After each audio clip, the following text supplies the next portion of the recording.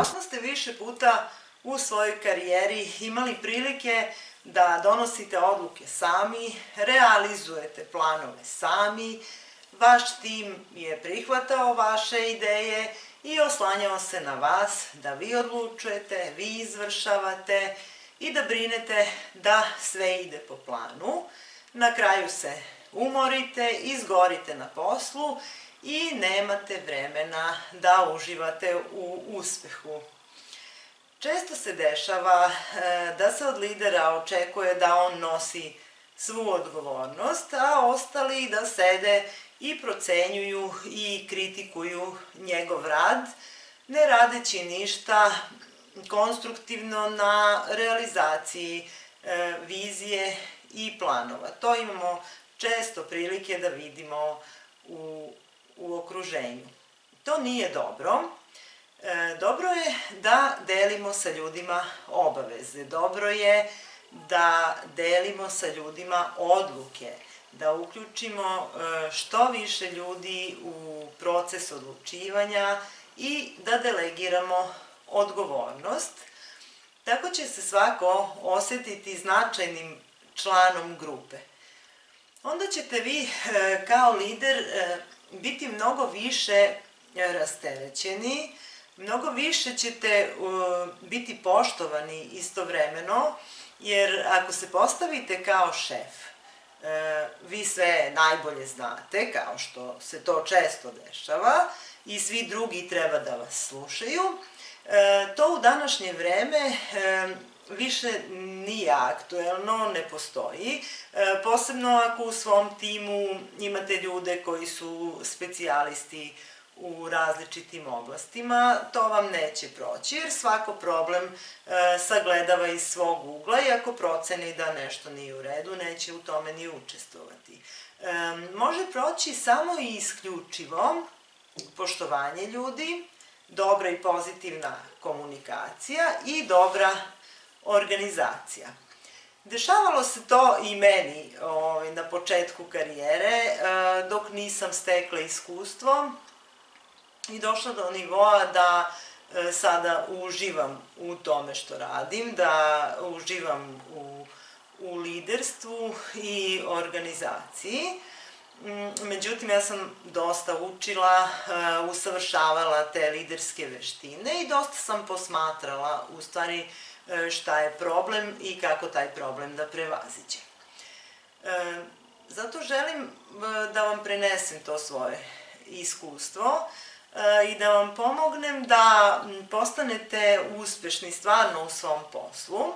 Neki ljudi se rode kao lideri sa tim nekim osobinama vođstva, međutim morate znati da veći deo liderstva su u stvari veštine i zavisi od veština i od toga koliko ste vešti u komunikaciji, koliko ste vešti u organizaciji, u organizovanju ljudi, koliko ste vešti u tome da ljude povedete, odnosno da ih uverite i da ih dovedete u situaciju da prihvate vaše ideje i vaše ciljeve. Naravno, sve to se razlikuje u različitim epohama. Sve to je bilo različito pre 30 ili 50 godina nego što je to danas. To mislim u smislu tehnologija. Kako napreduje tehnologija, tako se i menjaju načini komunikacije, menjamo se i mi, tako moramo da prihvatimo i novu realnost, što je još jedna važna osobina lidera, šampiona, jer su oni ti koji prihvataju promene lakše od drugih, koji se dobro snalaze u promenama i to ih u stvari čini liderima. Oni imaju sigurnost da se u promenama snalaze i zato oni ističu poverenje kod ljudi.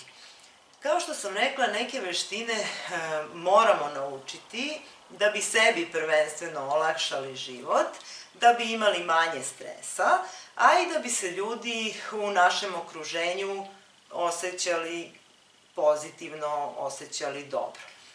Ja sve ovo radim sa jednim ciljem, a to je da što više lidera naučim veštinama kako bi se osjećali dobro na svojoj poziciji, kako bi postigli mnogo veći uspeh sa mnogo manje stresa, a druga važna stvar zbog koje ovo radim je da bi se ljudi oko njih osjećali dobro i kada odu sa svog posla ili iz svoje organizacije, kada odu svojim kućama, da pozitivnu energiju podele sa svojim porodicama, prijateljima i sa drugim ljudima, a ne da kući dođu uznemireni, nervozni i depresivni. Mislim da je to cilj svakom uspešnom lideru, da njegov tim se osjeća pozitivno u njegovom okruženju. Morate shvatiti to da vi svojim ponašanjem utičete ne samo na svoje najuže okruženje, na svoj tim, nego da utičete na to da ti ljudi iz vašeg tima tu energiju prenose i na druge ljude. Meni je to stvarno važno, a mislim da je važno i vama kao lideru da se osjećate dobro, da se osjećate pozitivno, da proces kontrolišete i da stvarate pozitivno okruženje i poverenje kod ljudi. Kada odradite taj svoj liderski posao, da u tome stvarno uživate, da budete zdravi, da budete uspešni, ali da taj svoj uspeh možete i da slavite. Sve to je važno da biste uživali u svojim vizijama, misijama i budućim akcionim planovima.